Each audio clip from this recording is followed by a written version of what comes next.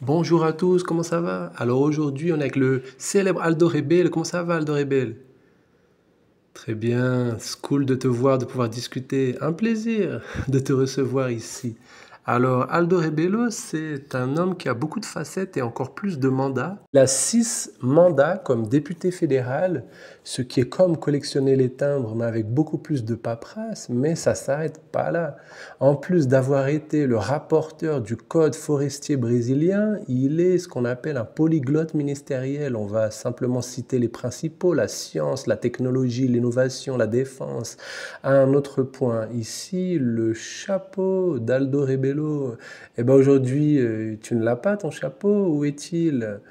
Ah, il est à côté, il est juste à côté de moi. Très bien, très bien. Le chapeau d'Aldo Rebelo, c'est un artefact aussi mystérieux que ce que signifie la vie, l'univers et plus encore.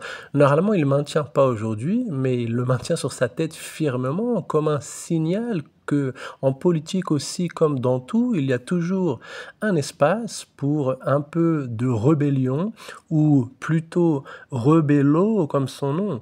C'est une déclaration silencieuse qui fait les choses à sa manière, même si cela signifie défier les normes de conduite. C'est une leçon d'être différemment élégant dans un monde de conformité grise. Antoine Bachelin-Sénat, c'est moi. Moi, j'échange mon menu de buffet de feijoada pour un banquet d'idées. Dans la cuisine de l'information, je mets en relief la noblesse du citoyen brésilien et je mélange les ingrédients comme un évangélique le ferait avec le sel aussi du scepticisme d'un philosophe. Mais rappelez-vous, la feijoada est brésilienne, attention. Alors, on y va, c'est parti, Aldo Rebelo, on va rentrer dans le vif du sujet. Je vais faire une introduction sur l'Amazonie. Aldo Rebelo dit toujours qu'elle est en même temps le problème du Brésil et la solution. Il cite aussi un pasteur, hein, on va détailler ensuite qui est ce pasteur qui dit que les étrangers ne sont pas à la recherche de notre bien, mais ils sont à la recherche de nos biens, avec un S. Et ça, c'est le point principal. Mais un autre point aussi dans cette introduction sur l'Amazonie, les scientifiques disent que tous les éléments du tableau périodique sont présents en Amazonie. Alors, c'est pourquoi cette jalousie étrangère est si immense. Un autre point aussi très important, 14% du territoire national brésilien est immobilisé avec des infrastructures clés bloquées, interdites dans des zones riches en minerais à cause de la force financière, de ce que j'appelle une force d'intimidation médiatique des ONG. Et ces ONG sont financées par des gouvernements étrangers. Donc on va discuter de cela.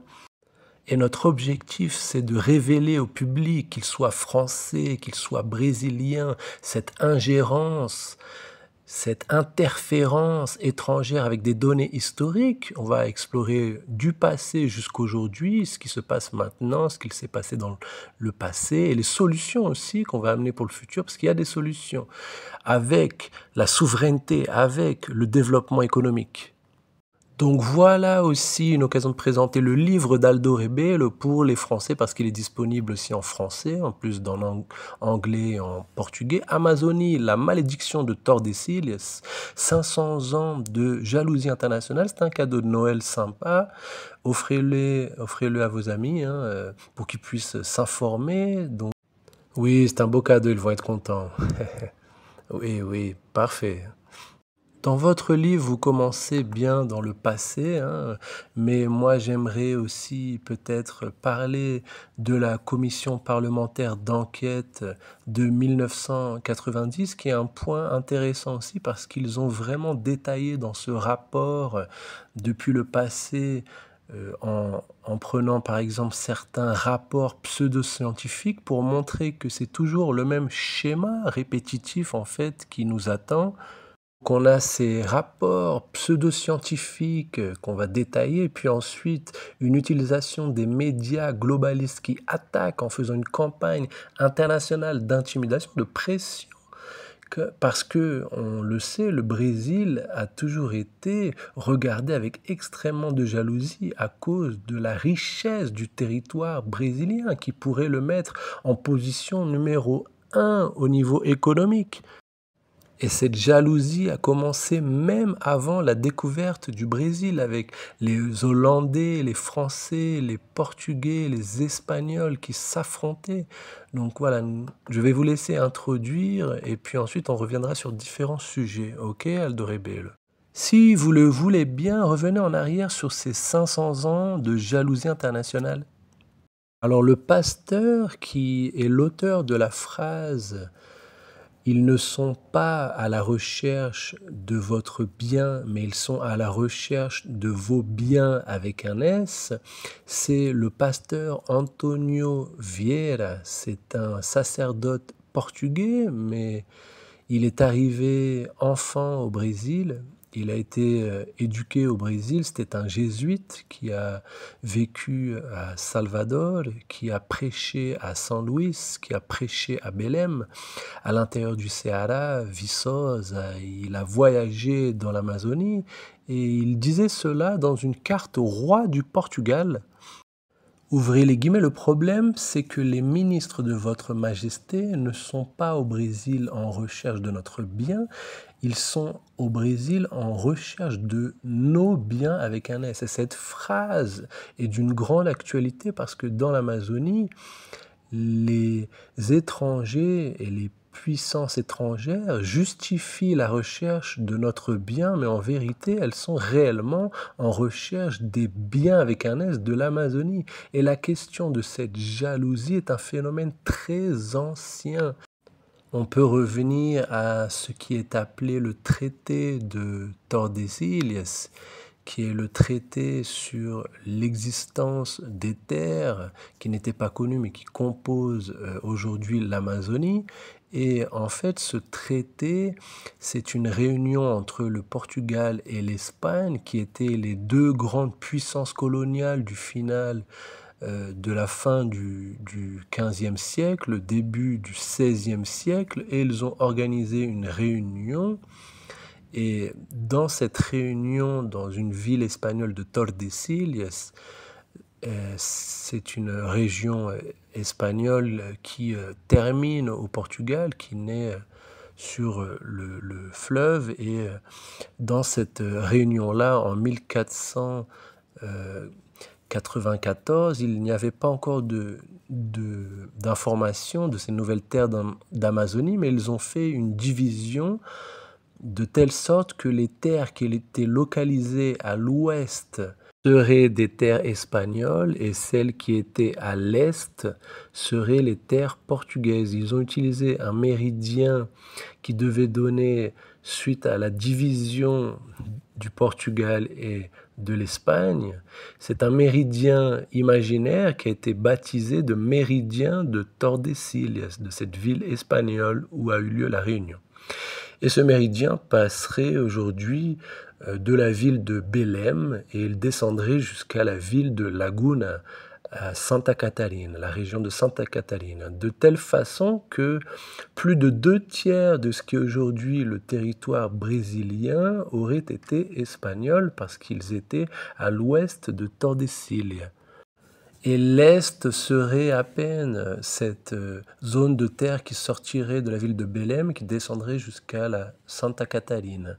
Toute la région du Pará serait espagnole, tout l'état de la région Amazonas, toute la région Mato Grosso do Sul, Acre, Roraima, Napa, ce qui aujourd'hui est Brasilia, ce serait toute la région du Paraná, la région de Santa Catarina, toute la région du Rio Grande do Sul, tout ça, ce serait espagnol. Pourquoi?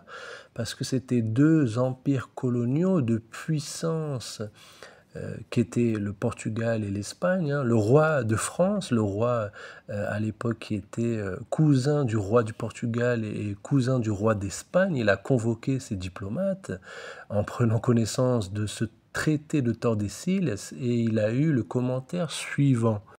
Le roi de France à l'époque, Charles VIII, a fait le commentaire suivant. Il a demandé de façon amusante, quel est, le texte où Adam explique qu'il a divisé le monde entre ses 2 cousins, le roi du Portugal et le roi d'Espagne? Il était pas content, hein, parce que la France, était en dehors de cette division. Et cette division avait été faite par le Vatican, par le pape, qui avait donné son accord, parce que ce n'était pas qu'une dispute de biens matériels, c'était une dispute pour les âmes, que ce soit les protestants ou les catholiques, ce qui était le cas du Portugal et de l'Espagne.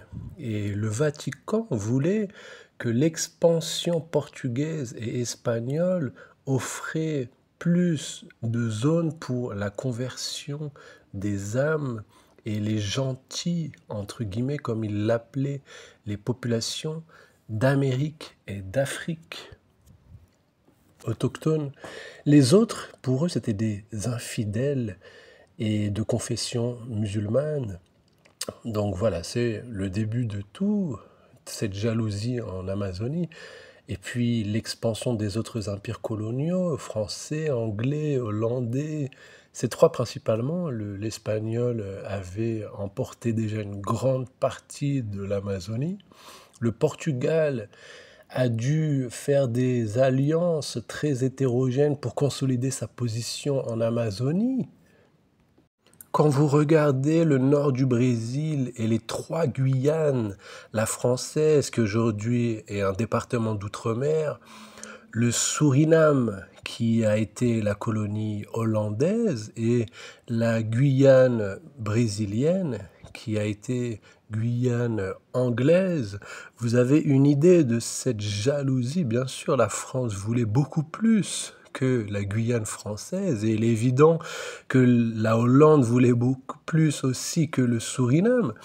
Et ce qui est aussi évident, c'est que l'Angleterre voulait beaucoup plus que ce qui est resté de territoire anglais, qui est vraiment très peu dans les Caraïbes. Et l'Espagne voulait beaucoup plus que ce qui lui est resté aussi. Mais le problème de l'Espagne, c'est que le Portugal a dominé les fleuves et l'entrée des fleuves. Hein, ils ont bloqué le territoire, ils ont bloqué depuis la ville de Foz, et les Espagnols, ils devaient remonter de Lima au Pérou ou de l'Équateur, et ils devaient traverser toutes les Andes, hein, toutes les montagnes des Andes, les 4000 kilomètres, et donc la maîtrise des fleuves a permis aux Portugais de gagner stratégiquement.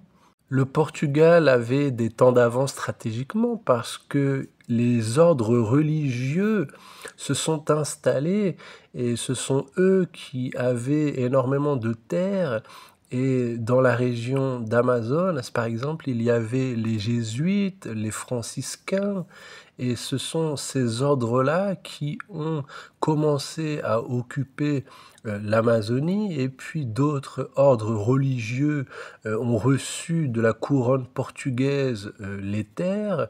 Pour que vous ayez une idée, quand le marquis de Pombal a confisqué les terres des jésuites, les biens des jésuites, dans l'inventaire qui a été fait à l'époque, il y avait plus de 20 grandes fermes, hein, des jésuites en Amazonie. Il y avait 3 usines de sucre des jésuites dans l'île de Malajo. Il y avait donc cet inventaire qui a vraiment montré qu'il y avait plus de 140 000 têtes de vaches, hein, et plus de 1400 chevaux. Les franciscains aussi avaient plus de 30 000 têtes aussi de bétail, hein, dans l'île du Malajo. Alors les bénéfices de ces fermes étaient vraiment très importants et ils étaient divisés entre la couronne portugaise, entre l'ordre religieux et entre l'administration coloniale brésilienne. Une autre alliance que le Portugal a fait, c'est avec les organisations indigènes, les tribus indiennes, et les caciques ont reçu des grades militaires, le grade de capitaine, et beaucoup d'entre eux, encore aujourd'hui en Amazonie, revendiquent ce titre de capitaine ils sont appelés et reconnus comme capitaines. Et donc cette distribution de grades et des fonctions publiques d'usage exclusif des Indiens, des juges, des conseillers municipaux et d'autres fonctions étaient données exclusivement aux Indiens, aux indigènes autochtones. Pourquoi? Cela a stimulé aussi le métissage et la reconnaissance de ces titres, entre guillemets, de noblesse, hein, permettait le mélange entre une femme indienne et un Portugais. Même les nobles, hein, qui se mariaient avec les indiennes avaient des enfants reconnus comme descendants de la noblesse. Et donc ça, c'était très important pour eux qu'ils étaient considérés comme nobles. Et donc il y a eu une alliance qui a mis en difficulté les Hollandais, les Anglais, les Français, les Espagnols, parce que les Portugais étaient vraiment bien associés dans cette stratégie de grade avec les Indiens. Et donc cette stratégie des Portugais pour consolider leur présence en Amazonie. Donc c'est cette alliance entre les ordres religieux et les leaders indigènes, euh, y compris dans des mariages interethniques, lorsqu'on remet des grades militaires et des fonctions administratives qui sont distribuées par la couronne portugaise. Donc il y avait une activité économique très grande. Il y a aussi des rapports qui expliquent, par exemple, celui d'un père, d'un pasteur jésuite, le pasteur Jean Daniel, qui a vécu au XVIIIe siècle dans l'Amazonie. Il montre que l'activité de pêche, d'agriculture, de, de têtes de tortue, hein, qui étaient recherchées pour leur graisse, pour la peinture, pour l'alimentation, même pour l'illumination, hein, avait une grande activité économique, était recherchée au Portugal, hein, donc il y avait vraiment des échanges économiques qui étaient faits et les Anglais ont essayé de créer, eux, des bases militaires près du fleuve Amazon, mais les Portugais les ont confrontés. Il y a eu aussi des navires français et des morts, hein, d'officiers de l'armée française, avec des mercenaires aussi, qui ont été dans cette dispute diplomatique pour des zones très importantes.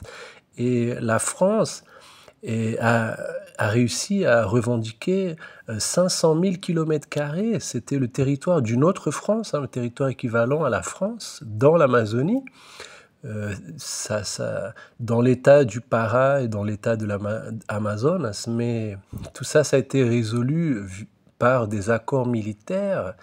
Et donc cette jalousie de l'époque coloniale et puis ensuite du Brésil indépendant a continué et tout ça c'est expliqué dans des rapports, dans les chroniques aussi de mon livre La malédiction de Tordesillas, il y a 500 ans de jalousie.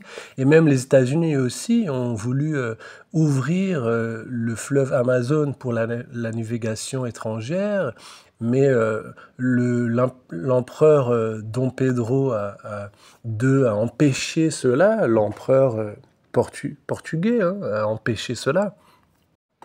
En fait, l'empereur Dom Pedro II, il avait une amie qui habitait à Paris, s'appelait la comtesse de Barão, et il échangeait des cartes avec elle, et lui disait qu'il ne voulait pas ouvrir le fleuve Amazon pour la navigation étrangère, parce que il ne voulait pas qu'il arrive ce qui l'est arrivé ensuite à la Chine plus tard, hein, quand les empires coloniaux de l'époque ont fait pression pour pouvoir administrer les ports chinois et le dernier de ces ports, celui de Hong Kong, il a été rendu à nouveau aux Chinois en 1997 et tous les pays avaient un port, tous les grands empires coloniaux avaient un port en Chine, hein. Le Portugal, il avait un port à Macao. La France aussi avait un port, je ne me rappelle plus si c'est celui de Shanghai ou de Canton. Mais tous les pays coloniaux avaient des ports en Chine. Et justement, Dom Pedro II, il avait une crainte justement que ça arrive la même chose au Brésil, hein. Il disait, oui, très bien, je vais ouvrir la navigation, mais il faut monter une base militaire et nous protéger stratégiquement contre cela et qu'on en puisse tirer les bénéfices. Il y a une histoire que je raconte durant la guerre de Sécession, un groupe de politiciens esclavagistes américains qui pensaient déplacer d'Amérique du Nord vers l'Amazonie leur groupe d'esclaves et mettre en place des zones pour qu'ils puissent s'installer dans l'Amazonie. Et des documents, des rapports montrent cela. Et moi, je l'explique dans mon livre, justement, La malédiction de Tordesillas, 500 ans de jalousie internationale.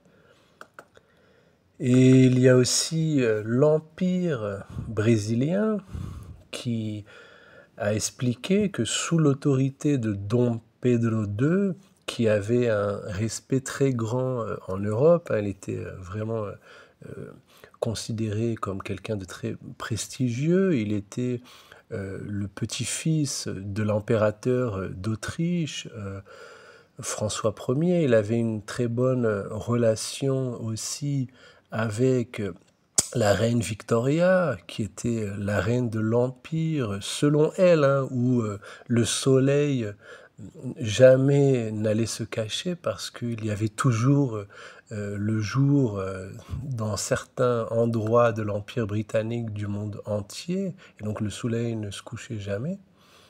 Et le prestige était tellement grand pour Dom Pedro II qu'il a fait un voyage à Florence. Il a visité la reine Victoire et même la reine Victoire, elle est sortie de Londres pour aller le visiter à Florence parce qu'elle voulait justement lui parler et parce qu'il était vraiment quelqu'un de prestigieux hein, pour le peuple européen. Et donc le prestige aussi de Dom Pedro II a empêché un peu, a ralenti, en tout cas freiné cette jalousie européenne, hein. Mais il y a aussi un autre épisode que moi je raconte dans mon livre qui est lié à l'entreprise Ford dans l'époque aussi avec Firestone, du caoutchouc, qui étaient les manias, si vous voulez, de l'automobile et du pneu. Et ça, c'est un épisode aussi très important pour le Brésil, parce que ils ont obtenu en fait la concession d'1 million d'hectares. 1 million d'hectares, c'est-à-dire 10 000 km², oui, c'est ça, exactement, oui, c'est ça. C'est une ferme dans l'état de Cara pour l'exploration de caoutchouc. C'est une zone au-dessus du district fédéral qui a 8000 km². Donc c'est une zone vraiment très immense et ils ont obtenu cette zone-là pour la production de caoutchouc, hein. Il y avait une manipulation du prix du caoutchouc par l'Angleterre qui dominait à partir de ces colonies asiatiques. Et Henry Ford et Firestone ont demandé à un conseiller s'il y avait la possibilité de produire du caoutchouc. Et ce conseiller avait lu les mémoires de Roosevelt, hein, pas Franklin, mais Ted Roosevelt. Et il avait fait un voyage en Amazonie au début du dernier siècle avec le maréchal Rondeau aussi. Et ils ont laissé un livre de mémoire qui a décrit les grandes possibilités de l'Amazonie comme fournisseur d'énergie, comme disponibilité des terres, de l'eau douce, et ils ont obtenu cette concession, voilà, de caoutchouc, hein. Ils ont fait une ville qui a été visitée par le président brésilien Getúlio Vargas, où il y avait des hôpitaux, des écoles. Ils avaient vraiment mis les moyens pour développer cette ville industrielle comme les grandes villes américaines. Ils n'ont même pas permis la construction d'une église catholique à l'intérieur de cette ville Fordland comme on l'appelait, mais ils permettaient une messe seulement une fois par mois. et l'église protestante n'a pas pu être construite. Donc voilà, c'est un autre épisode de cette présence internationale. En vérité, l'Amazonie est administrée par un gouvernement parallèle des organisations non gouvernementales financées de l'extérieur. Tout le système national des unités de conservation, les parcs, les forêts nationales, ont des directives qui sont formulées par l'agenda du gouvernement américain. C'est vraiment l'establishment anglo-américain qui domine cela et qui contrôle le ministère de l'environnement brésilien. On va développer ça plus en détail, mais je voulais aussi parler maintenant de la commission parlementaire d'enquête d'Amazonie de 1990 parce qu'elle explique très bien ce processus qui vient de l'extérieur. On parlera ensuite de la commission parlementaire d'enquête des ONG aussi. Ça a été fait en 2003. C'est important de présenter parce qu'on a des exemples concrets avec des témoignages qui vont vraiment détailler ce processus qui s'est répété. La campagne médiatique est toujours la même, elle suit ce procédé de rapports pseudo-scientifiques. Dans ce cas-là, on avait des chercheurs comme Fearnside qui ont les liens avec l'ONG WWF, avec aussi Denis Mahar de la Banque mondiale. Et donc ces chercheurs-là vont publier des estimations, des projections qui sont fantaisistes, qui sont exagérées, qui sont folles, mais qui vont être repris par des revues comme Time, Newsweek, New York Times, Washington Post. Oui, l'ambassadeur de l'époque, Paulo Flecha de Lima, avait critiqué ce narratif fou en montrant que les données n'étaient pas prouvées et qu'il y avait une pression internationale. Le but était de mettre la pression pour demander des sanctions financières contre le Brésil. Al Gore notamment qui a demandé ça dans la revue Time, qui ont amplifié la tragédie.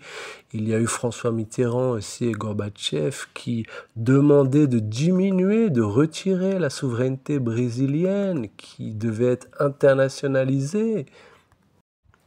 Il y a eu aussi l'ingérence de Kissinger des États-Unis, de Margaret Thatcher aussi d'Angleterre, qui trouvait que l'Amazonie ne devait pas avoir une souveraineté, donc que le Brésil devait avoir une souveraineté relative.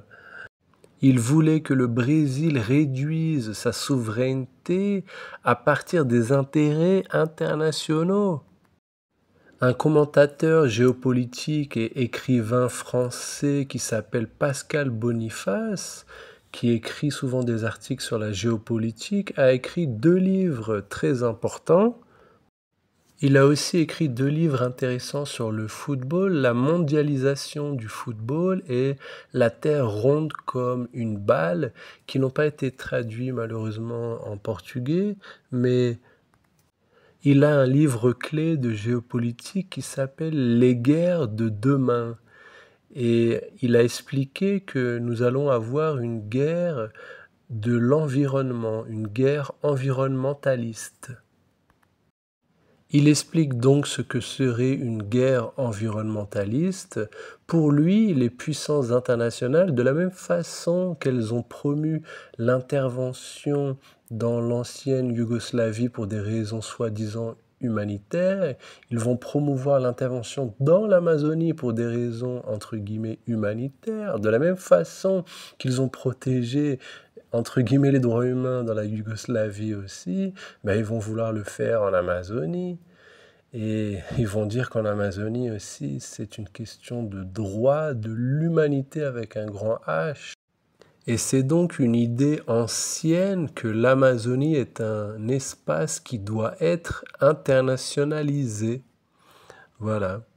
Notamment, la secrétaire du Trésor des États-Unis, Janet Yellen, était à Belém, dans la ville de Belém brésilienne, et elle a demandé quelque chose. Elle a demandé que le Brésil fournisse les terres riches en minerais stratégiques pour l'industrie américaine et en échange, elle offrait une aide de militaire, hein, pour protéger le Brésil. Mais Joe Biden aussi récemment est passé dans la ville de Manaus. Il a rencontré des leaders indigènes.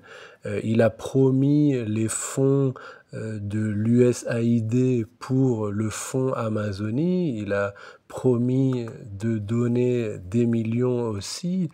Il a promis, Joe Biden, 50 millions pour le fonds Amazonie et 180 millions pour les ONG. Presque 4 fois ce qu'il donne pour un fonds public, il donne à des organisations non gouvernementales privées. Et le Brésil a la plus grande réserve de forêt tropicale du monde, la plus grande réserve d'eau douce du monde, la plus grande réserve de biodiversité du monde, la plus grande réserve de minerais au monde et aussi la plus grande zone de pêche au monde.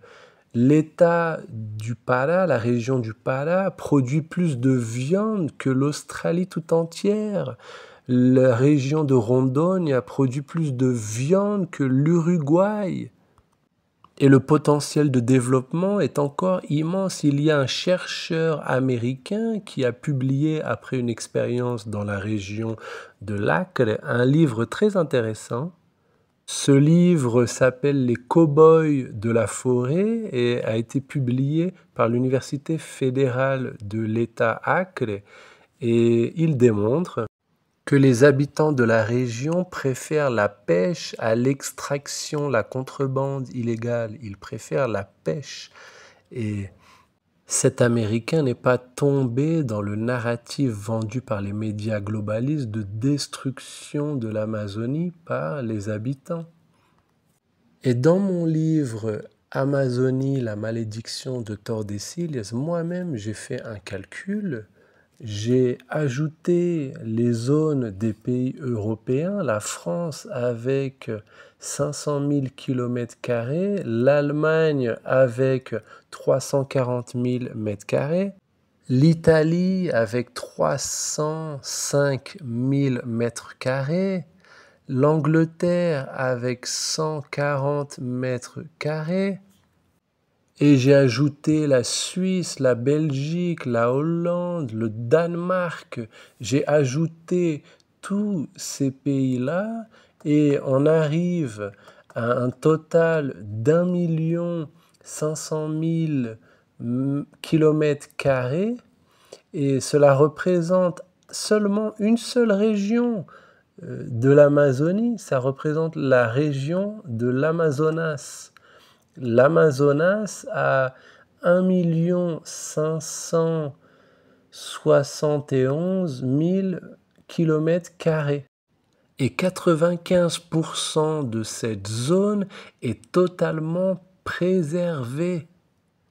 Autrement dit, toute l'agriculture, toute la pêche, toute l'activité économique, toute l'activité et présence démographique, toute l'infrastructure, les villes, toute l'occupation humaine dans l'Amazonie, c'est moins de 5% du territoire de l'État Amazonas. Si vous enlevez de tous les pays que j'ai ajoutés, France, Allemagne, Italie, Angleterre, la Belgique, la Hollande, le Danemark, si vous enlevez toutes les villes, toute l'infrastructure, vous mettez une forêt à la place, ce sera encore moins de forêt que ce qu'il y a dans l'état de l'Amazonas.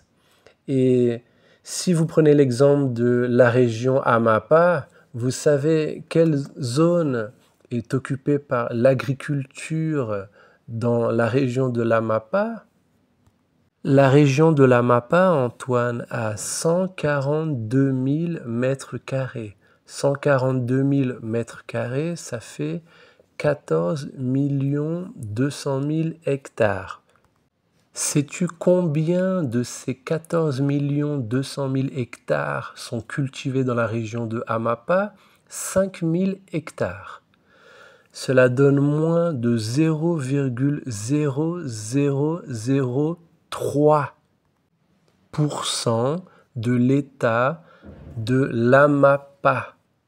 Et ça oblige tout l'État à importer de la nourriture parce qu'il ne produit pas suffisamment. L'État de Roraima ne produit pas la farine suffisante pour s'alimenter parce que ça a été bloqué, l'infrastructure a été bloquée, le développement a été bloqué. J'ai recherché un gros producteur de soja dans la région de Amapá et il était dans la région du Mato Grosso. Je lui ai dit, mais vous produisiez pas du soja dans la région de Amapá? Il m'a dit, je produisais, mais j'ai abandonné parce que c'est devenu une activité criminelle. Vous élevez une vache, ça devient une activité de risque pour eux, c'est supérieur ça comme risque au narcotrafic. Vous voyez l'absurdité dans laquelle on est? Parce que le militantisme des ONG est tellement organisé et financé qu'ils ont une milice et une sorte de police, entre guillemets, à eux organisée, et des entreprises, des organes, des entités pour aller rechercher les personnes. Mais ils ne vont pas derrière les narcotrafiquants. Et moi, je l'ai vu en Amazonie de nombreuses et de nombreuses fois dans mes passages. La déforestation qui existe et la contrebande illégale a lieu justement dans des zones qui ne sont pas surveillées, dans des zones où l'administration n'est pas sur place. Et il faut justement que les ONG qui ont des représentants à Londres, à Paris, et qu'ils ne sont pas ici en Amazonie, ils sont en train de vivre très confortablement, comme la ministre Marine, la ministre actuelle de l'Environnement. Et il y a aussi d'autres indiennes qui sont députées, qui décrivent l'Amazonie comme si c'était un sanctuaire et un paradis, mais elles ne vivent pas là-bas, elles ne vivent plus là-bas, elles ont fui. Pourquoi? Parce qu'il n'y a pas d'opportunité économique, il n'y a pas de développement économique promu. Elles sont allées chercher le confort ailleurs plutôt que de demander le traitement des égouts, l'eau potable. L'Amazonie est la région la plus riche du Brésil, mais a les indicateurs sociaux, économiques et humains de développement les plus bas du Brésil, Antoine. Les indices de mortalité infantile les plus élevés sont en Amazonie à cause du manque de traitement des égouts et d'eau potable qui devrait être pourtant mis en place et défendu par les plus de 800 000 ONG existantes au Brésil. Les indices d'analphabétisme les plus élevés sont en Amazonie, dans les populations indigènes. Et l'IBGE, qui est un organisme public, a récemment publié une étude en montrant que la municipalité de Yuramutin est celle qui a le taux le plus élevé d'analphabétisme. Et la ministre des populations indigènes ne sait même pas où ça se trouve sur la carte. Vous dites justement que les préfectures, par exemple, d'Amazonie sont les plus pauvres du Brésil et il faudrait réserver un quota des fonds, comme le fonds, par exemple, de l'Amazonie, pour envoyer des ressources aux préfectures, pour les égouts, pour l'eau potable, pour des traitements de santé pour les populations locales, mais que ce ne soit pas dévié par les ONG, n'est-ce pas? Parce que généralement, ça va pour les propriétaires de ces ONG qui vivent, eux, dans d'autres pays. C'est une réalité qui n'est pas montrée par les médias globalistes qui ont d'autres intérêts que le développement économique de la population. Regardez, quand j'étais ministre de la Science, Technologie et Innovation, j'avais un siège au conseil d'administration de la Banque nationale du développement économique et social, où sont les fonds, les sous du fonds Amazonie. Et dans une des réunions du conseil, justement, le directeur responsable, qui avait été un collègue dans mon ministère, il m'a dit que la Banque nationale du développement économique et social ne décide rien. Il avait pointé du doigt un diplomate de Norvège et une ONG aussi très puissante qui s'appelle les Amis de la Terre. Moi, j'ai dit pourquoi ne pas distribuer ces ressources pour des fondations qui font de la recherche pour les États, pour les préfectures qui n'ont pas de ressources, pour travailler avec les universités, mais cet argent devrait aller pour la fondation de recherche, pour le ministère de l'Environnement, qui a trois instituts très grands en Amazonie. L'institut, par exemple, Emilio Geldi, dans la ville de Belém, qui a la plus grande bibliothèque génétique de biodiversité de l'Amazonie. L'Institut de l'Amazonie, qui est dans la ville de Manaus. Il y a aussi l'Institut Mamirawa qui est à l'intérieur de l'Amazonie. Ou alors, pourquoi ces fonds-là ne vont pas pour les préfectures, pour les municipalités? Parce que le meilleur investissement pour l'Amazonie, c'est le traitement de l'eau potable, le traitement des égouts. C'est ce qui fait réellement euh, qui manque énormément pour les habitants de ces régions. Le problème, c'est que les municipalités jettent leurs poubelles à l'intérieur des fleuves, Antoine. Il n'y a pas de lieu pour le traitement d'égouts. C'est terrible. Il n'y a pas de traitement sanitaire des poubelles, recyclage des poubelles. Et les égouts sont à ciel ouvert. C'est terrible. Et de cela, les ONG ne vous parlent pas. Et ce n'est pas un sujet qui préoccupe les ONG sur lesquels elles veulent améliorer la situation. Non, pas du tout.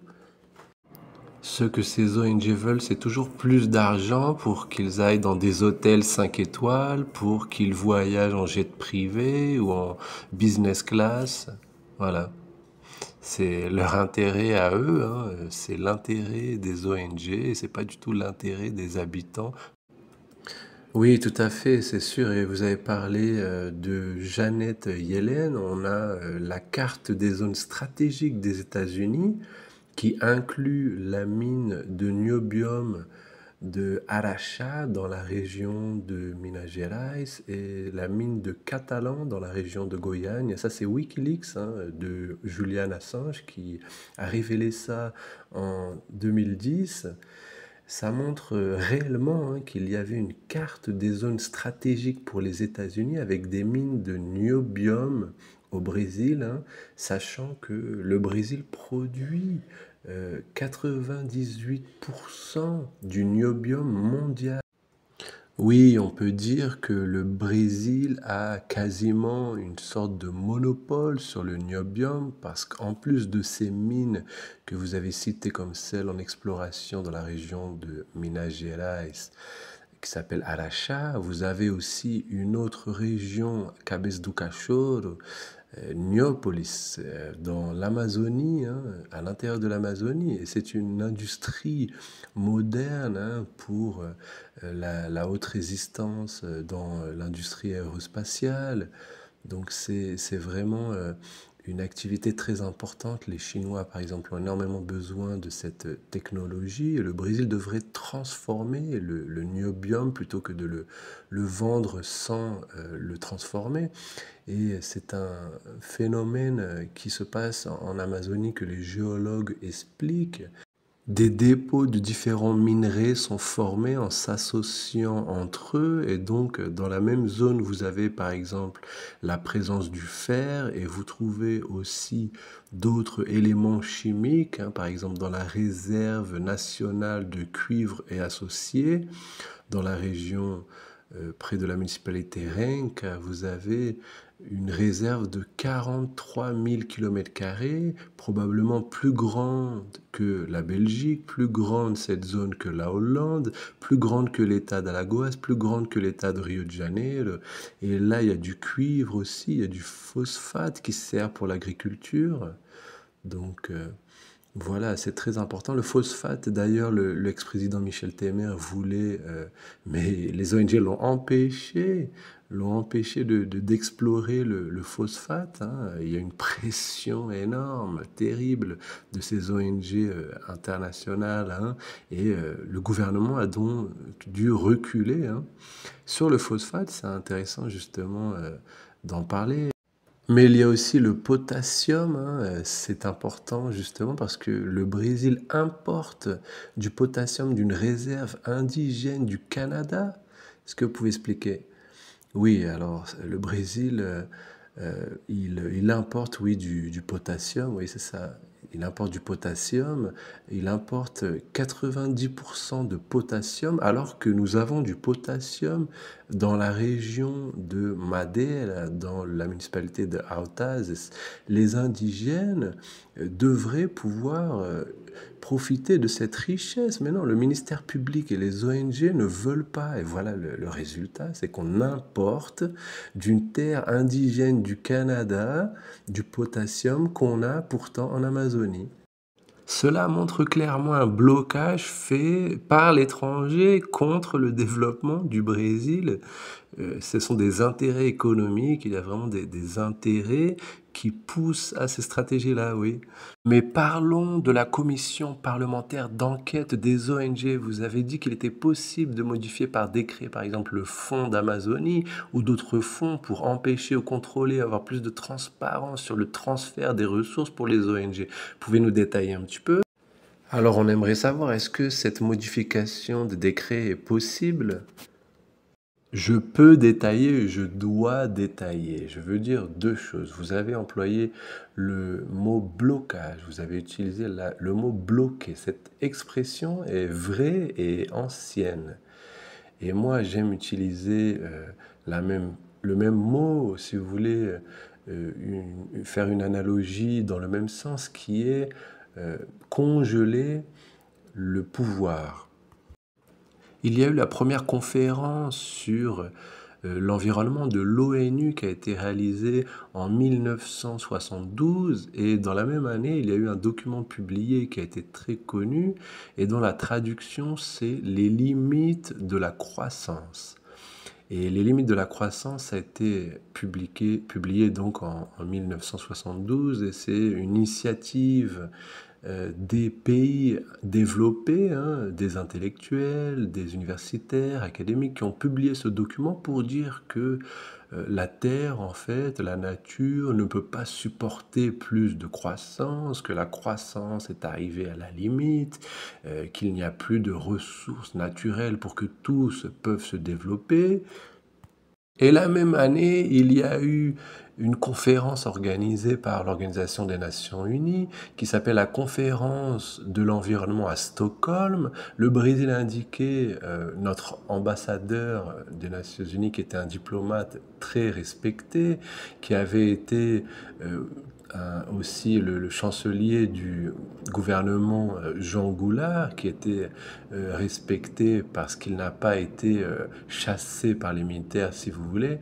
Et la mission qui lui a été donnée aux États-Unis, c'est d'avoir une discussion très forte avec le représentant américain, qui était aussi un grand diplomate, qui a été sénateur aux États-Unis, hein, c'est l'ambassadeur et le sénateur Patrick Moynihan. Et dans ce débat, notre ambassadeur, Araújo Castro, lui, il a dit deux choses vraiment très importantes et qui sont très actuelles.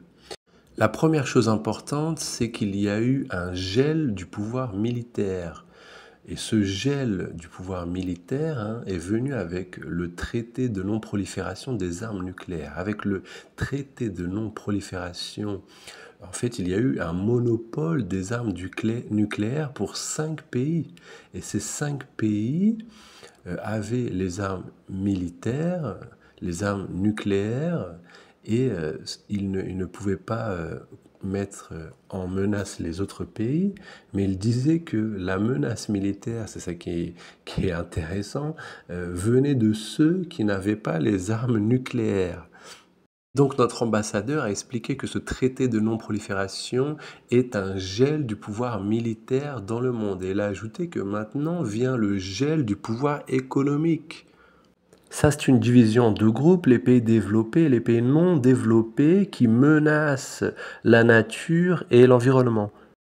Il expliquait que les pays en développement, les pays du tiers-monde, devaient voir leur développement bloqué parce que ce développement, cette croissance menaçait l'environnement, menaçait la nature de telle façon qu'il ne devait pas, il devait être interdit d'avoir une croissance, il devait interdit d'avoir un développement économique en fait pour leur population. Donc il a considéré cette division inacceptable et il a proposé ce qui suit deux agendas, l'environnement et le droit en même temps au développement ou sinon aucun agenda.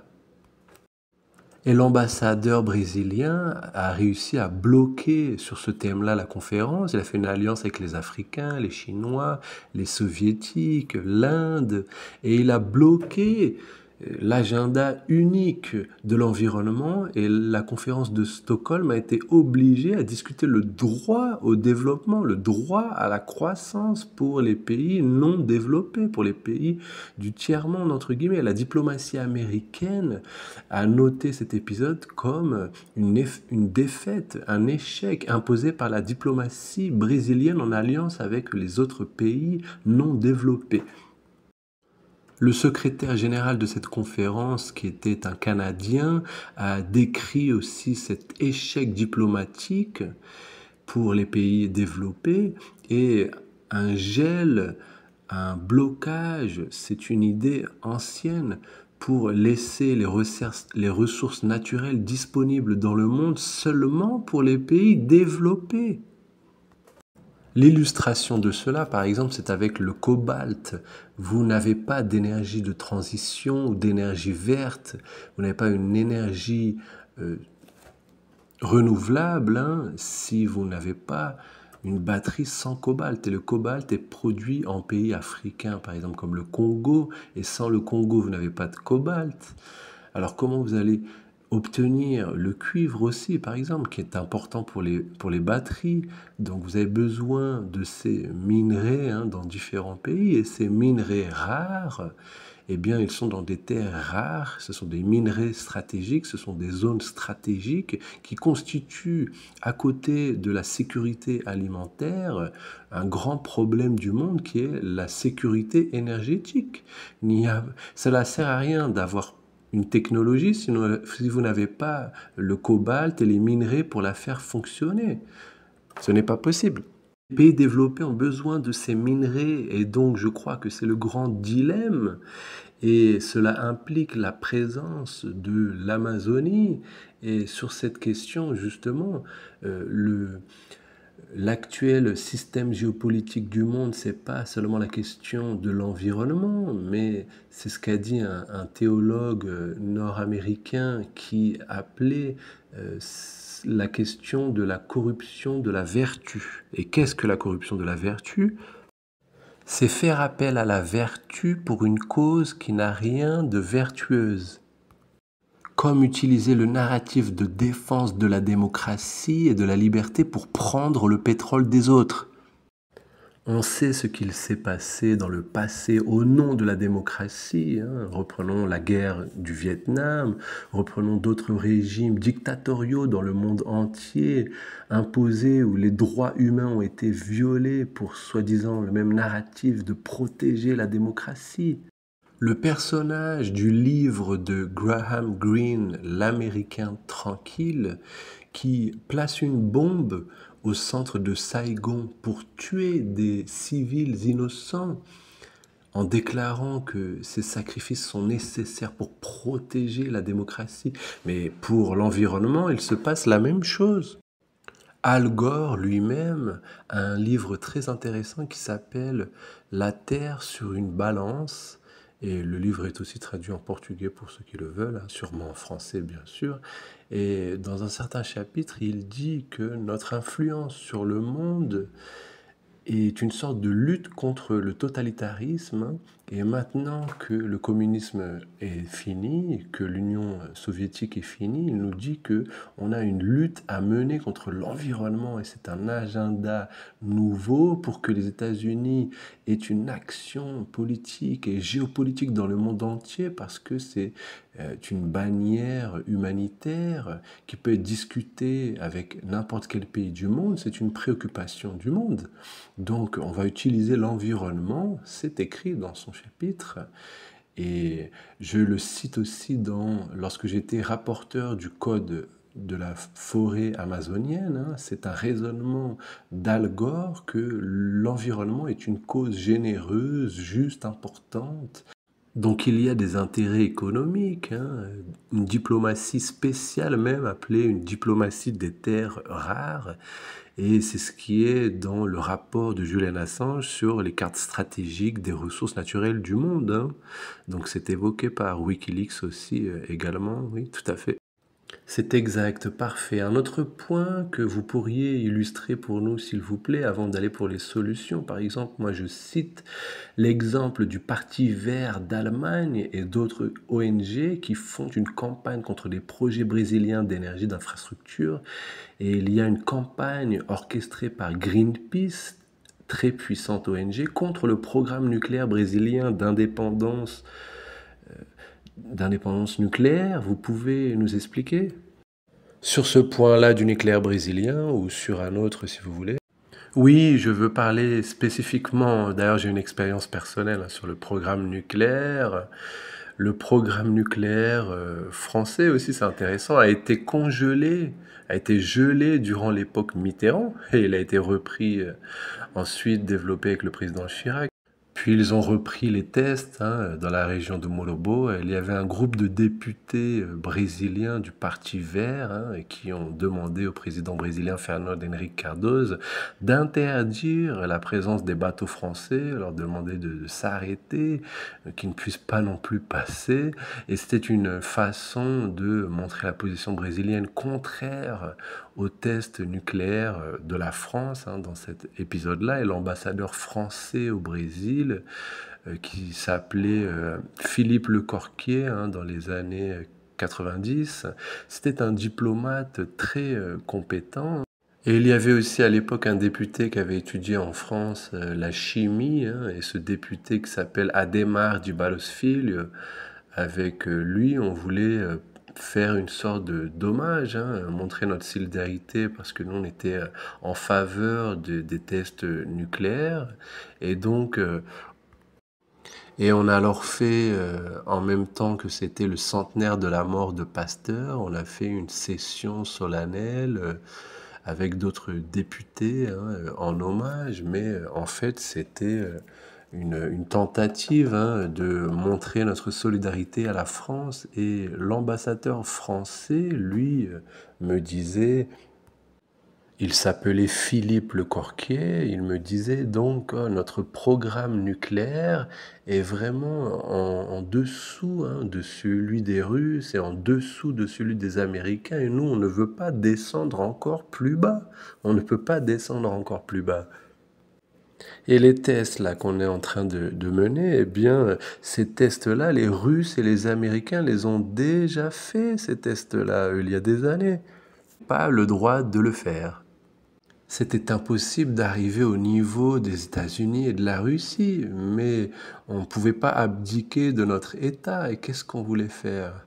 On ne pouvait rien faire. Greenpeace et des autres ONG ont fait une campagne vraiment terrible, médiatique internationale, contre le nucléaire, contre le Brésil. C'est ce qu'ils ont l'habitude de faire pour que le Brésil n'ait pas l'énergie nucléaire. C'était à cette époque un vrai combat médiatique. La perception aussi maintenant a changé. L'Europe considère que c'est une énergie clean, que c'est une énergie propre, qu'elle n'émet pas de dioxyde de carbone. Et de ce point de vue, c'est une énergie verte, c'est vrai, une énergie propre, mais elle est plus propre que le pétrole, que le gaz, que le charbon. Mais ici au Brésil, il y a une campagne ancienne contre cette industrie. Le Brésil a pourtant un programme ancien, il a des usines, il a une technologie qu'il a achetée à l'époque de l'Allemagne, avec des programmes nucléaires parallèles. C'est un des peu pays du monde aussi qui a de l'uranium, donc on domine cette technologie. L'affinage d'uranium, le traitement d'uranium comme combustible. Le Brésil sait utiliser l'uranium comme combustible pour usines électriques et utiliser l'uranium comme combustible pour les sous-marins nucléaires, pour le réacteur de sous-marins nucléaires. Donc, on a nos centrifugeuses qui ont été construites. Et notre procédé d'affinage est une technologie propre à nous, 100% brésilienne, et développée par les recherches de la marine brésilienne. Tout comme notre programme aérospatial aussi, qui est un programme 100% brésilien, et ça dérange bien sûr parce qu'on a la... Donc on domine 100% des procédés du secteur, c'est 100% brésilien. Lorsqu'on met des satellites aussi en orbite, c'est 100% brésilien, donc on maîtrise toute la technologie et c'est un grand pouvoir de dissuasion, et ça aussi, ça dérange. Cela dérange énormément. Un autre point que je voulais mettre en avant, c'est l'instrumentalisation de l'indigénisme. C'est une instrumentalisation internationale qui est faite par les ONG. On a l'exemple du cas des Guarani Kaiowá. Ils sont rentrés, ils ont pris possession en 2003 de fermes dans la région de Mato Grosso do Sul. Je voudrais que vous commentiez, s'il vous plaît, comment les indigènes sont instrumentalisés par les ONG dans une campagne internationale contre le bien de ces indigènes qui normalement devraient se développer, devraient avoir une autonomie, une indépendance, avoir accès à l'égout, accès à l'eau potable, avoir l'électricité. C'est ce qu'ils veulent aujourd'hui, n'est-ce pas? Écoute, la manipulation des minorités contre la majorité, c'est une politique ancienne aussi, typique des empires coloniaux ou des puissances impériales. Je vais citer ici deux cas illustratifs, pédagogiques, qui vont mettre de la lumière sur ce cas d'utilisation des minorités comme manipulation ou comme corruption de la vertu. Dans les années 1920-1930, il y avait la Société des Nations, la Ligue des Nations, qui avait été créée par le traité de Versailles après la Première Guerre mondiale. Et le Brésil a envoyé dans cette Ligue des Nations ou Société des Nations un important diplomate brésilien qui s'appelait Afonso Arinos. Et il y avait un débat dans la Société des Nations, l'Allemagne qui avait présenté une notion pour que soit créée en fait une commission spéciale, une commission pour faire une recherche sur la violation des droits des minorités nationales allemandes en Tchécoslovaquie et en Pologne. L'Allemagne réclamait du fait que les minorités nationales allemandes en Tchécoslovaquie et en Pologne étaient maltraitées, avaient leurs droits violés. Et la Ligue des Nations a constitué une commission et a choisi comme rapporteur le diplomate brésilien.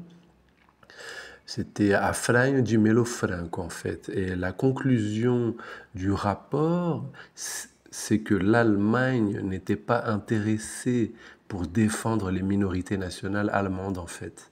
L'Allemagne était intéressée d'utiliser les minorités nationales allemandes contre la majorité tchécoslovaque et contre la majorité polonaise. C'était juste une manipulation diplomatique pour justifier ce qui s'est passé plus tard, l'invasion de la Pologne. Et le prétexte de défense des minorités est l'invasion de la Tchécoslovaquie. sous le prétexte de défendre la minorité allemande. Alors qu'en fait, l'Allemagne redessinait la carte de l'Europe. L'Allemagne voulait en fait redessiner la carte héritée de la Première Guerre, récupérer ce qui était appelé comme le couloir polonais, et récupérer aussi des terres qui avaient été concédées à la Pologne, à la Tchécoslovaquie, par les accords de la Première Guerre mondiale. Et donc, c'était cela qui était en fait intéressant pour l'Allemagne, et c'est dans le rapport décrit dans le livre d'Afonso Arinos, lui, le diplomate, qui expliquait cela de façon détaillée en expliquant ce qu'était cette farce de la commission des minorités.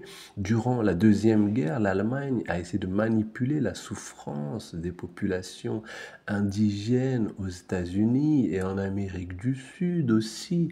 Et toutes ces accusations que les ONG internationales font au Brésil de ne pas reconnaître, soi-disant, les droits indigènes, de maltraiter les populations indigènes. C'est ce que l'Allemagne faisait aussi dans la Deuxième Guerre mondiale contre les États-Unis. Et il y a un cas intéressant ici au Brésil durant la Deuxième Guerre mondiale où un tribunal allemand a reconnu des Indiens brésiliens comme allemands. Ils ont voulu protéger cette population contre des soi-disant de violences au Brésil, et bien sûr les Indiens de cette région ne sont pas allemands, mais l'expression que avait traduit à l'époque l'ethnie allemande a été même utilisée dans la résolution du tribunal allemand, et c'est ridicule, mais ça fait partie de la guerre géopolitique, et on a énormément d'exemples comme cela, hein, vous savez. Mais l'important de souligner ici est de reconnaître que à l'intérieur de la population brésilienne, les indigènes sont ceux qui sont le moins protégés par l'État. Et tous les indicateurs sociaux sont pires parmi la population indigène. Hein. Il y a une dette historique, une dette sociale, oui, avec les indigènes, mais cette situation est utilisée et instrumentalisée par les intérêts internationaux. Alors, c'est un point sur lequel le Brésil doit prêter une très grande attention. Bien sûr, il faut protéger les populations indigènes, mais dans le même temps, éviter que leur souffrance soit utilisée, instrumentalisée contre le Brésil, contre les intérêts nationaux, contre les intérêts même de ces indigènes. Mais comme je l'ai évoqué, les ONG internationales bloquent même l'accès à des traitements de santé basiques.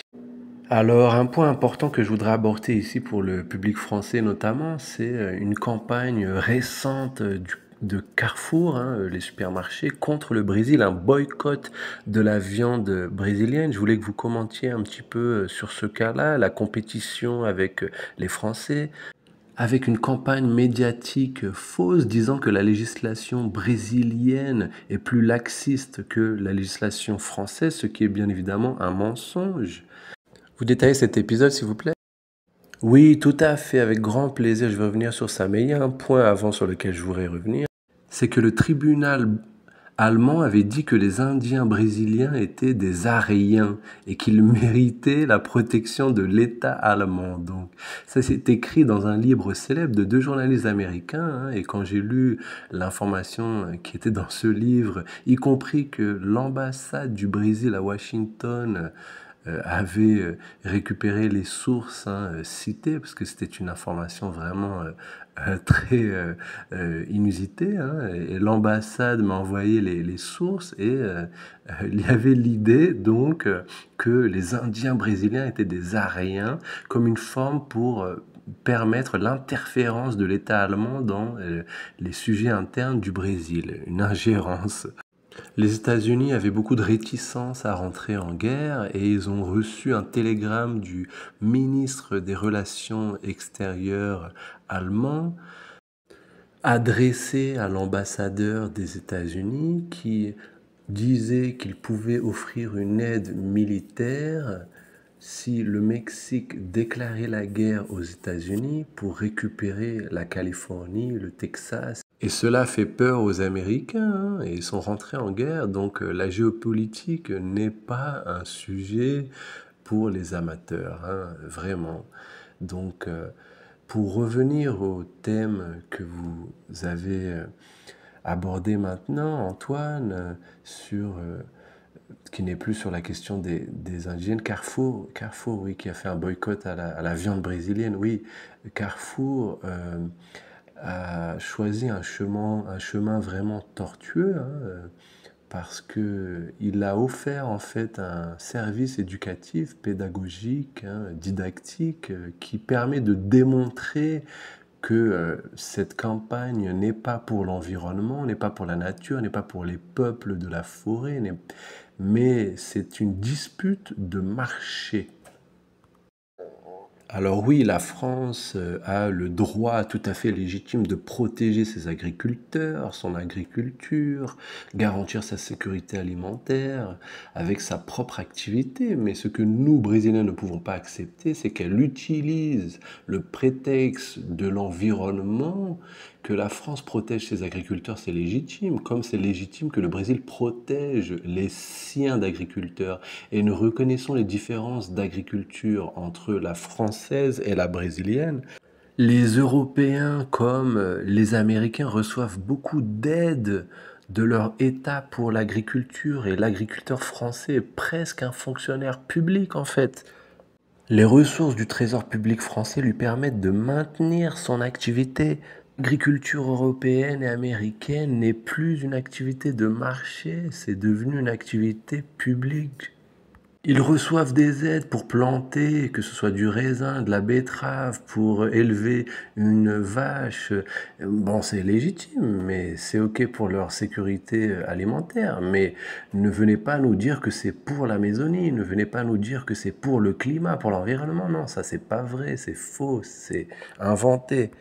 Ce que je sais, c'est quand le Brésil fait des économies d'échelle, augmente sa productivité, son infrastructure, il crée des problèmes pour ses concurrents parce que avec notre territoire immense et notre productivité, on leur pique des parts de marché.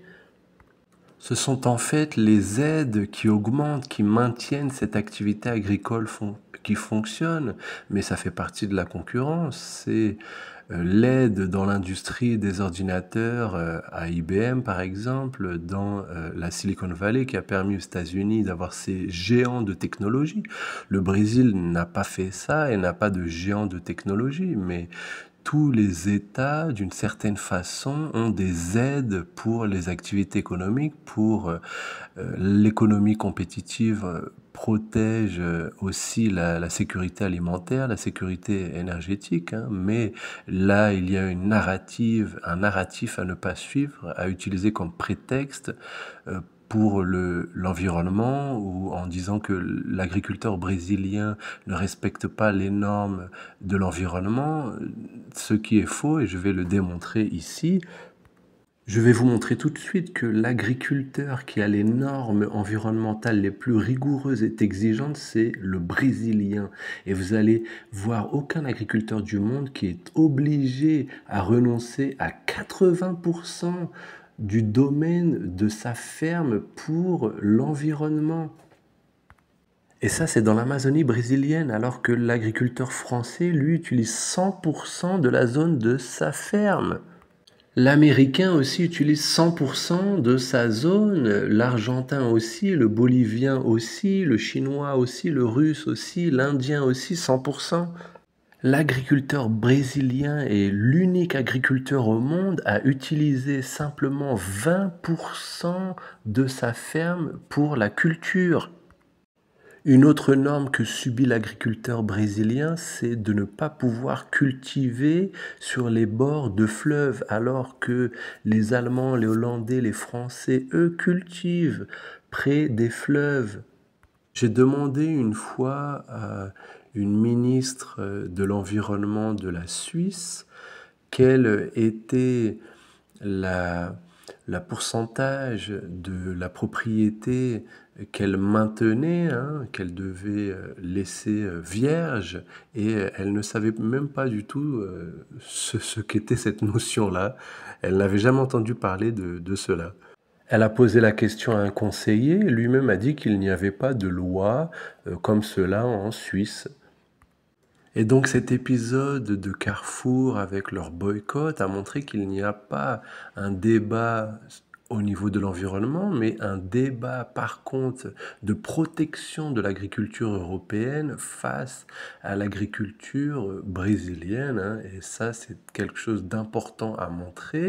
En fait, cet épisode médiatique a permis de retirer le voile de l'hypocrisie qu'était ce sujet de l'environnement, mais non, ce n'était pas l'environnement en fait qu'on discutait, c'était des relations commerciales. La sécurité alimentaire, c'est une préoccupation ancienne et bien sûr, la France se préoccupe de la sécurité alimentaire, hein. Quand vous lisez Hérodote, vous allez voir que ce soit les Perses qui ont occupé l'Égypte, que ce soit les Romains qui occupaient la région de l'actuel Liban, de la vallée de Béka. Et d'ailleurs, durant la guerre, les Allemands ont fait couler des bateaux qui transportaient du blé d'Uruguay et d'Argentine qui allaient à Londres, hein, parce qu'ils savaient que Londres ne pouvait pas tenir une semaine sans blé, alors qu'ils bombardaient Londres, et donc ils ont envoyé des avions allemands pour couler, hein, ces navires qui transportaient les marchandises, et la marine britannique a arrêté cette bataille ici dans l'Atlantique Sud, hein, contre les avions allemands. Donc c'est une lutte pour la sécurité alimentaire, ok? Et l'ONU s'occupe de ça, et le Brésil est un de ceux qui donnent caution, hein, pour la sécurité alimentaire de la planète entière. Parfait, oui, parfait. On arrive près de la conclusion ici. J'ai juste deux points rapidement à aborder. Vous avez dit que vous êtes éloigné de la gauche identitaire, multiculturaliste, woke, aligné aux globalistes, hein. Vous pouvez nous commenter un petit peu de ce changement de la gauche qui a fait un virage dans le marxisme culturel? Bon, je voulais savoir si vous pouvez expliquer un petit peu sur ce thème-là. Je suis en train de vous parler de la campagne ici, de l'intérieur du territoire d'Alagoas, une zone rurale, hein, d'Alagoas. Ma formation, c'est une formation très hybride, hein, ok? Je suis un homme qui a grandi dans un territoire rural. Ma mère accouchait à la maison, il n'y avait pas d'hôpital près, hein. C'était une école rurale loin, un collège agricole, mais descendants étaient agriculteurs. Ma mère aussi a grandi dans cet endroit rural. Mon grand-père, mon arrière-grand-père. Donc ce sont des racines culturelles de l'agriculture, hein, de la campagne. Et ensuite, durant le régime militaire, j'ai eu une autre formation, une formation marxiste. J'ai étudié les classiques du marxisme. J'ai lu Le Capital, l'œuvre majeure de Marx, bien sûr, et puis d'autres de Lénine, de Staline, de Mao Tse-tung, de Ho Chi Minh, même des rebelles africains, hein. J'ai lu, par exemple, Milka Cabral, et c'était mes lectures. Pour moi, à l'époque, la gauche était liée à ces luttes nationales, ces luttes de libération nationale, et nous n'étions pas des cosmopolites dans le sens politique, nous étions des cosmopolites dans le sens de la culture, d'apprécier la littérature. Je lisais les Russes, bien sûr, Tolstoï, je lisais les Latino-Américains, Garcia Marquez, je lisais bien sûr la littérature brésilienne, hein, Gilberto Frei, la littérature française. Nous avions cet amour de la littérature internationale, mais nous étions des nationalistes. Ce qu'il s'est passé, c'est que même sous l'époque militaire, j'étais contre le régime militaire, mais je n'étais pas contre les militaires. On chantait les musiques militaires, moi et quelques amis qui étions plus nationalistes, hein. Mais nous n'étions pas contre les militaires, nous n'étions pas contre le Brésil. Donc, qu'est-ce qu'il s'est passé ensuite avec cette gauche, avec la fin de l'Union soviétique, l'idée que le monde était en train de se transformer, et la transformation du monde euh, a fait en sorte que certaines personnes se sont reconfigurées, si vous voulez. Ils ont fait une update de leur en fait, ordinateur vers un autre agenda. Et leur agenda, c'était que si il n'est pas possible d'obtenir la transformation du monde, nous devons provoquer une transformation qui va substituer les droits collectifs, les rêves collectifs, les rêves nationaux, l'idéologie d'ambition, de, de biologie. On va changer en fait cette biologie dans le sens de la race, du genre, des orientations, des préférences individuelles aussi sont revenues au centre avec l'individu comme le plus important. Mais on peut remonter ça aussi aux années 68, hein, quand la petite bourgeoisie de l'époque a réduit les transformations du monde aux transformations des individus, ou autrement dit, l'individu, le bonheur individuel, les droits individuels ont été substitués, ont substitué les droits collectifs en fait. Et donc, moi, je me suis éloigné de cet agenda. Ma formation, c'est une formation que j'appelle nationaliste parce que je l'ai appris à l'école. J'ai appris à aimer mon pays, j'ai appris à aimer la construction du Brésil, les héros nationaux, les constructeurs du pays. Je respecte les héros nationaux, hein. Et lorsque je vois certains mouvements de gauche qui détruisent des statues, qui font des graffitis sur des places historiques, des monuments en honneur de héros du passé. Je dis aussi que le nom d'une rue, ça n'a fait pas sens pour celui qui est mort, mais cela fait sens pour éduquer les vivants. La statue ou le buste d'une personne morte, c'est pour créer des références morales. C'est pour montrer que ces héros ont renoncé à des choses importantes pour en obtenir d'autres. Et une fois un écrivain espagnol qui se baladait dans les rues de Paris a commenté qu'il s'identifiait plus avec les morts qu'avec les vivants. Et il discutait avec les morts sur les dilemmes des vivants et sur les choix des vivants. Je pense que la gauche a renoncé à cette histoire, a renoncé à la mémoire du pays, aux valeurs qui ont construit le pays, au nationalisme, le fait d'appartenir à une nation, la cohésion nationale, l'esprit national, les mythes nationaux. Bien sûr, il y a le mythe et ce qu'il s'est réellement passé. On peut parler du mythe de Jeanne d'Arc et de son existence propre et recherchée au niveau historique, mais le plus important, c'est le sens que cela donne, le sens. Par exemple, De Gaulle avait pardonné toutes les femmes accusées de trahison en France. Et l'épouse d'André Malraux, qui avait questionné De Gaulle, hein, pourquoi De Gaulle avait pardonné toutes les femmes accusées de trahison, hein. Il n'a pas permis l'exécution des femmes. Et André Malraux n'a pas trouvé une réponse pour ça, mais moi, j'y ai pensé lorsque j'ai vu récemment que certains Français voulaient exclure le culte à Jeanne d'Arc. Et moi, j'ai pensé, je pense que De Gaulle a pardonné parce qu'il croit que la France a une dette envers Jeanne d'Arc. Et comme cette dette ne peut pas être payée, ne peut plus être payée, il a sa solution, c'était de payer la dette envers les femmes françaises, hein, même celles qui étaient coupables.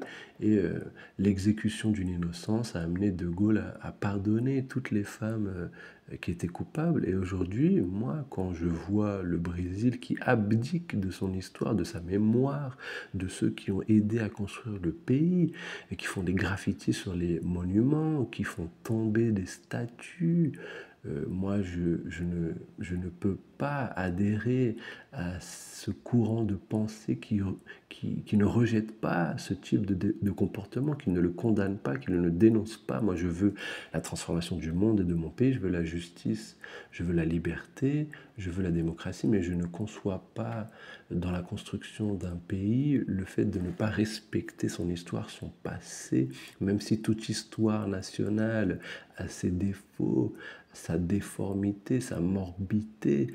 Les pays recherchent une histoire contée qui fonctionne, qui a des vertus pour que les gens s'appuient dessus et construisent quelque chose qui s'améliore. Comme la gauche s'est éloignée du nationalisme, je me suis éloigné de la gauche. Voilà. Ok, très bien. Bon, on va passer maintenant à la prochaine question, à la conclusion aussi, hein. Cette question est amusante aussi, mais vous n'êtes pas obligé de répondre. Je suis français, mais je suis bolsonariste, hein. Je suis pour Bolsonaro et je voudrais vous demander, parce que récemment Bolsonaro vous a fait des éloges pour votre défense de la souveraineté. Il a dit que ce serait un honneur de vous avoir comme ministre de l'Amazonie, un ministre avec une autonomie totale comme il donne à ses ministres. Et comme je sais que vous connaissez Jair Messias Bolsonaro, je sais que dans les années 1991, je pense, a été jusqu'à 2015 comme député fédéral. Vous avez une relation avec lui et comme Trump s'est ouvert, hein, a ouvert son gouvernement à JFK Junior, qui est de gauche, pour justement réunir des forces et restaurer la souveraineté. Quel est votre message d'union pour les patriotes du monde entier? Oui, j'ai connu Bolsonaro quand on était élu, hein, au Congrès national. On a été élu en 1990 et on a pris notre poste en 1991. On a été ensemble dans la même commission de défense nationale et des relations extérieures. On a voyagé énormément ensemble dans l'Amazonie, hein. À l'époque, peu de députés s'intéressaient à cet agenda de défense nationale de l'Amazonie. Et moi, j'étais un d'eux avec Bolsonaro parce qu'il y avait toujours cette compréhension de la question nationale. Pour lui et moi, hein, on voyageait ensemble et on avait cette identité qui était la question nationale qu'on avait tous les deux. Et oui, on a vécu durant des décennies, on a partagé les mandats. Lui, il a un mandat de plus que moi, il en a 7, moi j'en ai 6. Et la question nationale, oui, était un point important pour nous deux.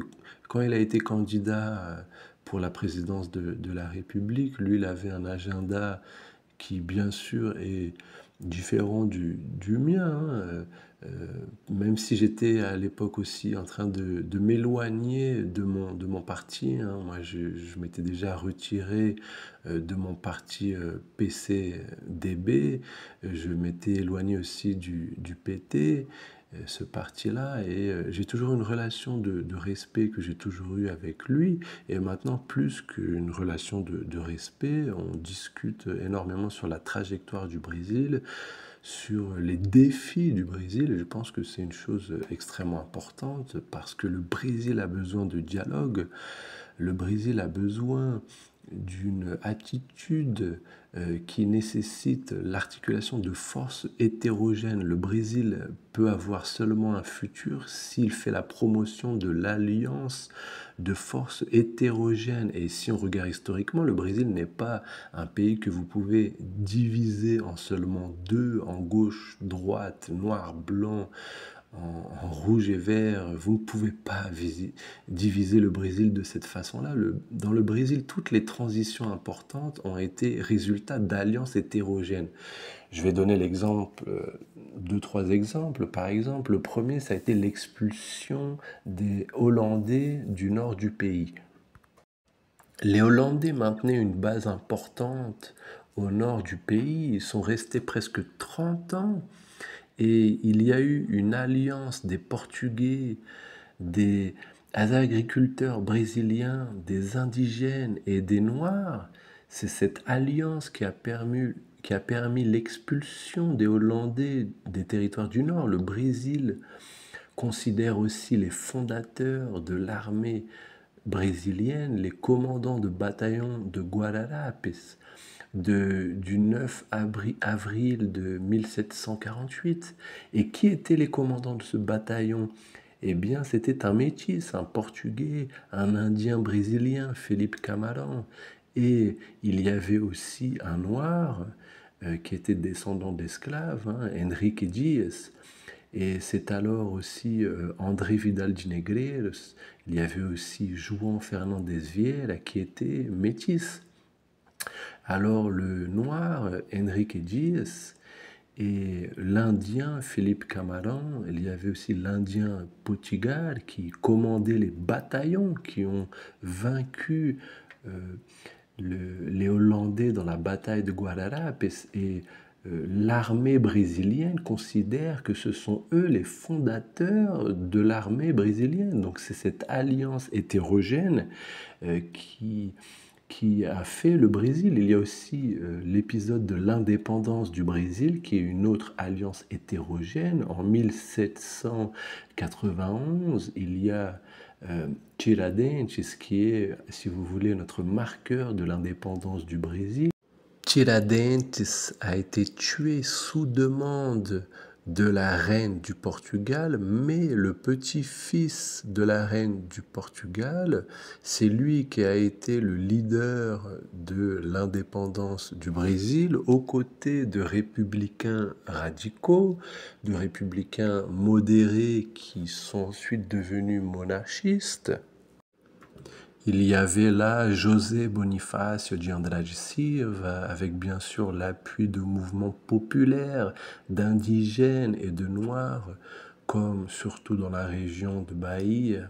Et donc l'indépendance du Brésil a été une alliance hétérogène. La République brésilienne a été une autre alliance hétérogène. On a l'abolition aussi de l'esclavage qui a été une alliance hétérogène entre la princesse héritière du trône et des abolitionnistes noirs. Les plus connus étant José du Patrocínio, André Rebouças. Et c'est cette alliance en fait qui a permis l'abolition de l'esclavage à cette époque.